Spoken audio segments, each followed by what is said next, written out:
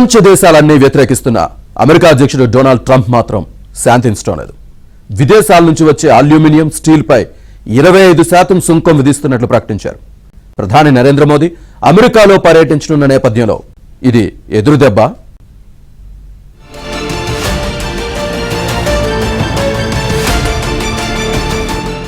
అమెరికాతో సయోధ్యను కోరుకుంటోంది ఇండియా.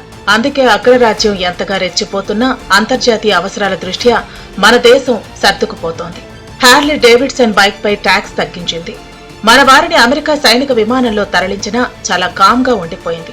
అయినా అగ్రరాజ్యాధిపతి ట్రంప్ శాంతించడం లేదు. తాజాగా అమెరికాలోకి విదేశాల నుంచి వస్తున్న అల్యూమినియం, స్టీల్ పై 20% టారిఫ్ వేస్తున్నట్లు ప్రకటించారు.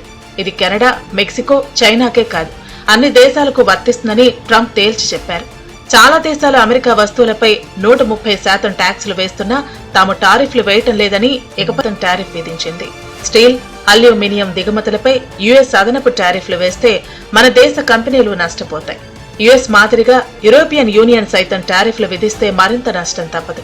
అల్యూమినియం, స్టీల్ ఎగుమతుల్లో యుఎస్ కు జరిగే వాటా 5% కంటే తక్కువే ఉంది.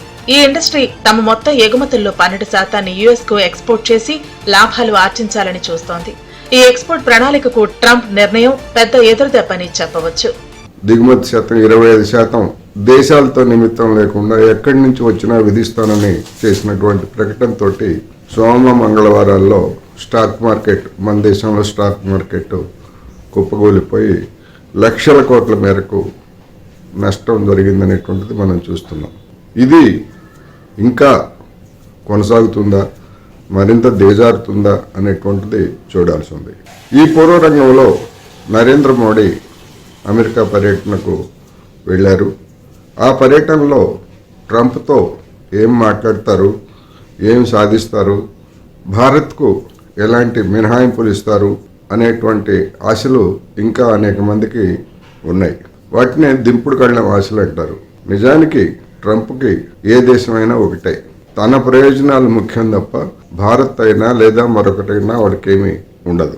ట్రంప్ ను శాంతింపజేసేందుకు పలు దిగుమతులపై పన్నులు తగ్గించేందుకు భారత్ సమాయత్తమవుతోంది. ఈ నెల 13న డొనాల్డ్ ట్రంప్ తో మన ప్రధాని మోదీ భేటీ కానున్నారు. తాజా బడ్జెట్ లో కొన్ని యుఎస్ ప్రాడక్టులపై ఇప్పటికే కస్టమ్స్ డ్యూటీ తగ్గించింది. ఇండియా ప్రాడక్టులపై అమెరికా సగటున 2.2% టారిఫ్ రేటు వేస్తుండగా అమెరికా ఉత్పత్తులపై భారత్ సగటున 11% సుంకం వేస్తోంది. మెడికల్ ఎక్విప్మెంట్లు, ఎలక్ట్రానిక్స్, కెమికల్స్ దిగుమతులపై సుంకాలు తగ్గించనున్నారు. ఈ టారిఫ్లపై ట్రంప్, మోదీ భేటీలో చర్చించే అవకాశం ఉంది.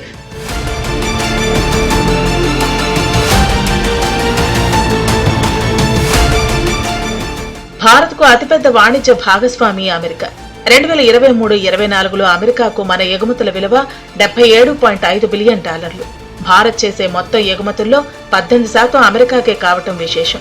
పెట్రోలియం ప్రాడక్టులు, pharma, medical appliances, textile, telecom పరికరాలు, ఎలక్ట్రానిక్ కాంపోనెంట్లు, ప్రీషియస్ స్టోన్స్ ఎక్కువగా ఎగుమతి అవుతున్నాయి.